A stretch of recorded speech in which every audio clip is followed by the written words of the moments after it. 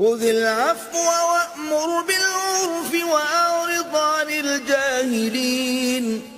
اے محمد صلی اللہ علیہ وآلہ وسلم، عفو اختیار کرو اور نیک کام کرنے کا حکم دو اور جاہلوں سے کنارہ کر لو.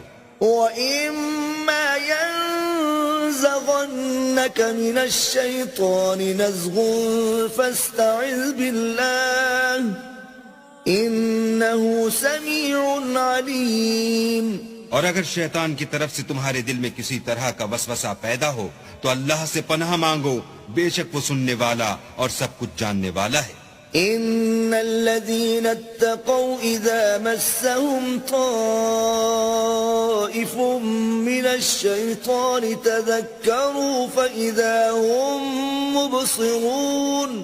جو لوگ پرہیزگار ہیں جب ان کو شیطان کی طرف سے کوئی وسوسہ پیدا ہوتا ہے تو چونک پڑتے ہیں اور دل کی آنکھیں کھول کر دیکھنے لگتے ہیں.